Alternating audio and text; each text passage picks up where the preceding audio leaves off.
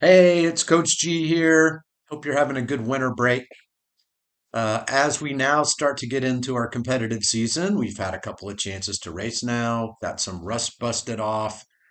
Wanted to start to work with you on some things that you can do that are going to help you perform better as the season goes on and as we get to the part of the season where we have more important races.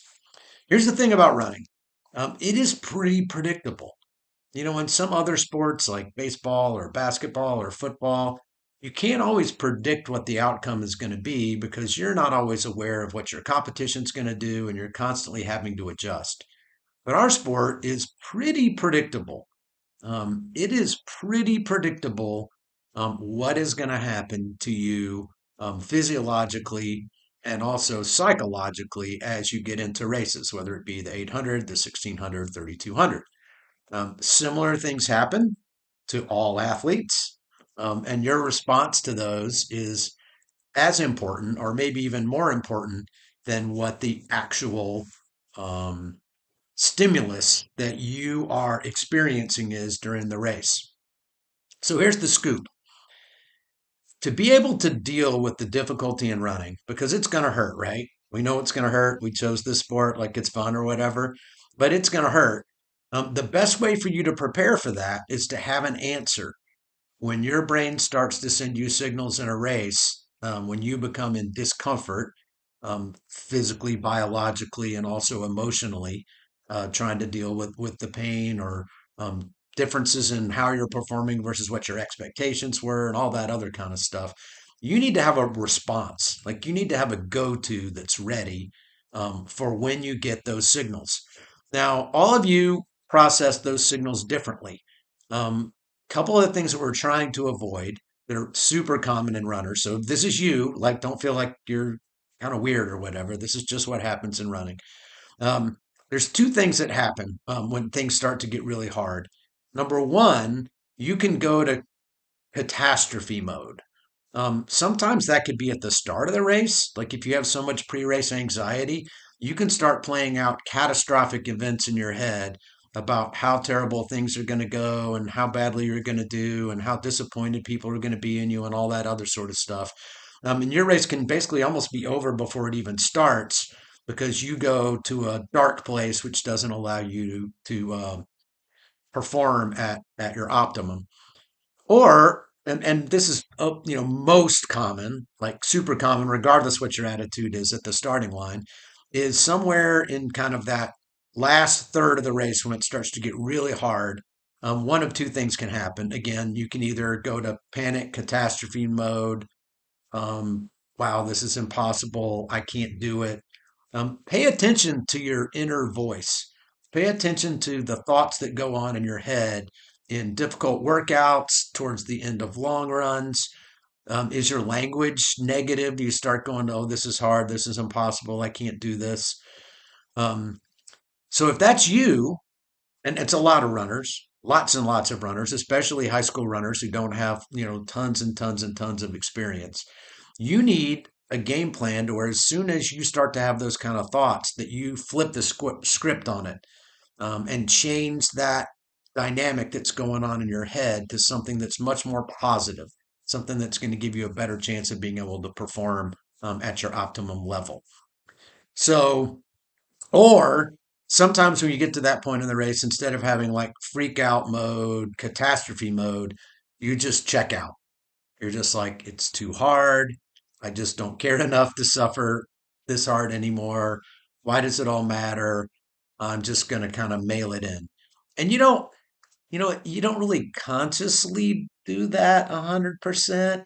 You wouldn't say to yourself during the race, like, I kind of quit at a certain point while you're racing. But afterwards, when you reflect on it a little bit, you'll be like, yeah, I probably could have gone a little harder. I gave up on myself a little bit. So, whether or not you're a panic person or a give up kind of person, we need a positive way to be able to get through that. Some of the easiest things that you can do is just have a mantra. And a mantra is just a small set of words or phrases that allow your body and your brain to refocus on a more positive objective and to turn off whatever those negative impulses that are going to run through your brain.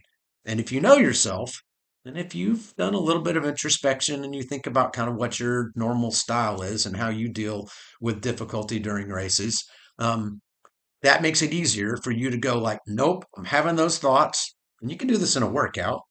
And I'm going to change the script on this. So, what could a mantra be?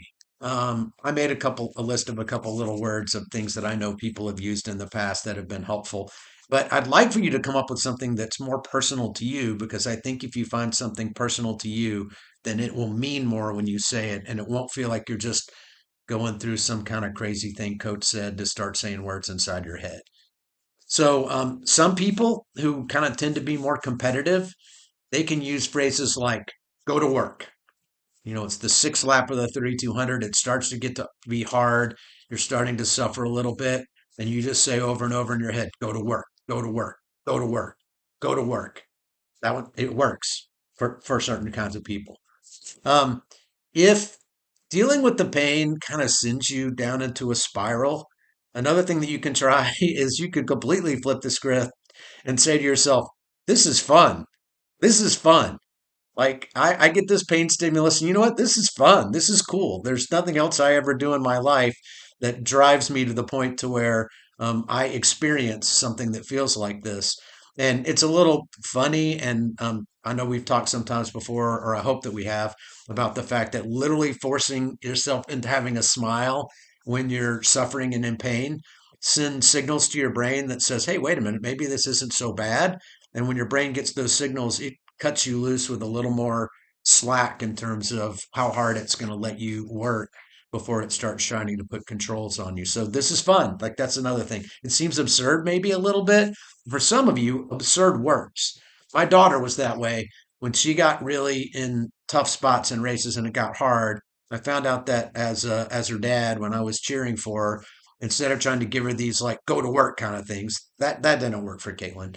But making just saying absurd things, really funny things like singing a bizarre song or whatever, she would smile, like snap out of like whatever her pain thing was, and then she would be able to go to work. But that was sort of the word that we used.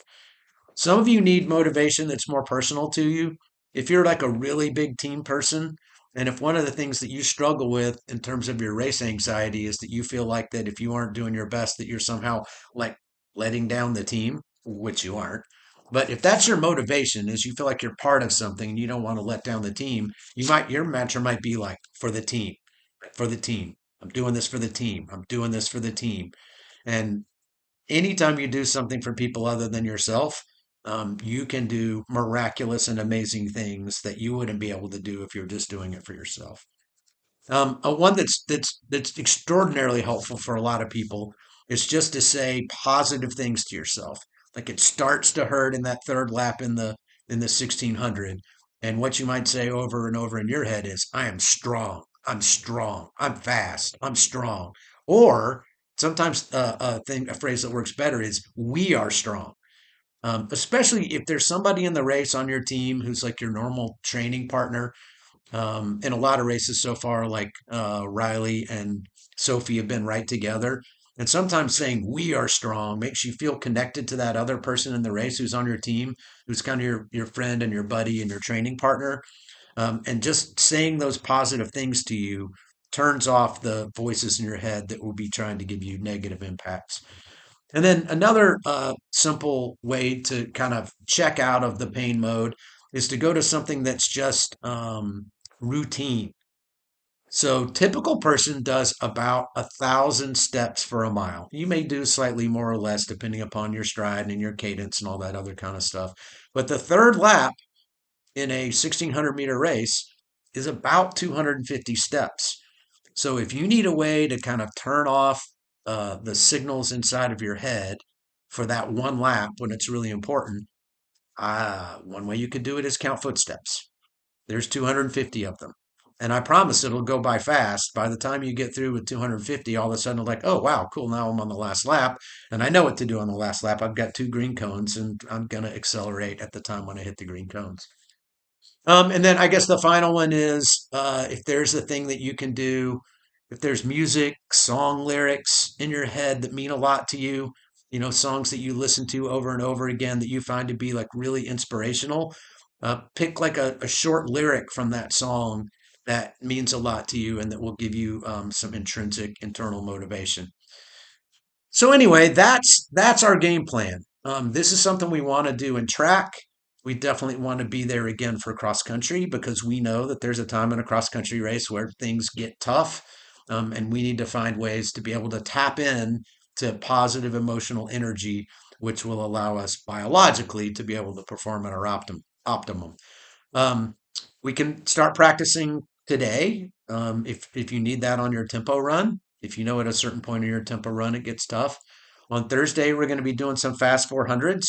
By the time we get to the last couple of those are going to start to get to be pretty tough. So my encouragement to you, um, and it's more than encouragement, like you need to do this. I'm asking you as a coach to do this. You need to come up with your game plan. What's your game plan for when things get hard? What is your mantra? And then we're going to start to practice that in practice, and definitely at our next race at the Longhorn Stampede early part of March. Because I 100% believe that your experience in the race will be significantly better if you can do this, just in terms of how you feel about the race and how you feel about yourself. And importantly, you'll run faster. All right, take it easy. That's all.